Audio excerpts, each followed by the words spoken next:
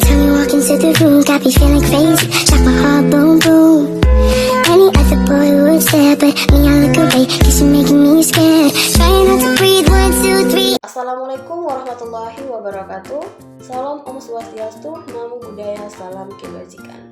Halo semuanya, perkenalkan saya Nurjulita Sihombing, mahasiswa dari STI Riau dari kelas B1 Program Studi Manajemen dengan NIM 24020101010. Video ini saya buat untuk memenuhi tugas ujian akhir semester pada mata kuliah kewarganegaraan yang dibimbing oleh Ibu Dinda Genta Wicara, SEMM. Tema yang saya ambil adalah fenomena korupsi. Dalam video ini, saya akan menjelaskan secara ringkas tentang isu korupsi, kemudian mewawancarai dua orang narasumber untuk mengetahui dan mendengarkan pandangan mereka tentang permasalahan ini. Korupsi merupakan salah satu masalah terbesar yang dihadapi oleh bangsa Indonesia. Korupsi adalah penyalahgunaan kekuasaan atau jabatan untuk kepentingan pribadi ataupun kelompok yang dapat merugikan negara dan masyarakat. Bentuk korupsi sangat beragam, mulai dari suap, gratifikasi, penggelapan, hingga nepotisme. Apa penyebab utamanya? Penyebab utamanya adalah lemahnya penegakan hukum, rendahnya integritas pejabat, kurangnya transparansi, serta budaya permisif terhadap ketidakjujuran.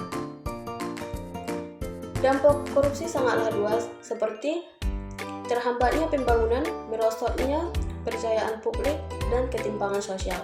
Oleh karena itu, penting bagi kita untuk memahami dan melawan korupsi sejak usia dini. Untuk mengetahui bagaimana pendapat masyarakat tentang permasalahan ini, mari kita wawancarai langsung. Oke, di sini saya sudah bersama narasumber pertama, yaitu dengan kekasih siapa, boleh diperkenalkan? Perkenalkan, nama saya Dewi Rawani, saya dari Sumatera Utara. Oke, langsung saja ke pertanyaan pertama, yaitu menurut Anda, mengapa korupsi masih sering terjadi di Indonesia? Menurut saya karena lemahnya hukum di Indonesia, hukuman yang terlalu ringan membuat pelaku tidak jelas. Pertanyaan yang kedua, menurut Anda apa solusi yang paling baik untuk mengatasi korupsi di Indonesia? Menurut saya dimulai dari pendidikan, hukuman yang tegas, serta pemimpin yang benar-benar bersih. Oke, terima kasih Kak. Baik, di sini saya sudah bersama narasumber kedua, bersama siapa? Nama saya Adam Marahar. Oke, saya akan bertanya langsung. Yang pertama, mengapa di Indonesia masih sering terjadi korupsi?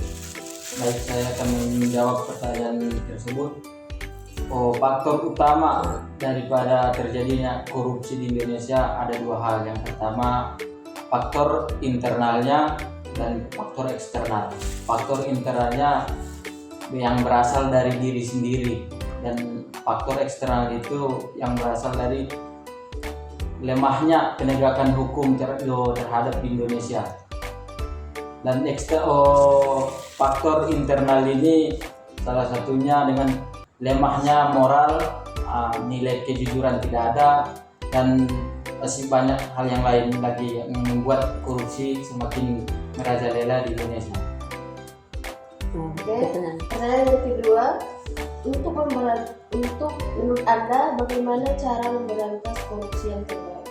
Dan untuk cara memberantas korupsi di Indonesia, ya salah satunya dengan penindakan yang tepat, tanpa ada yang namanya hukum yang dilemahkan ataupun sewenang-wenang ataupun tebang pilih dalam penegakan hukum.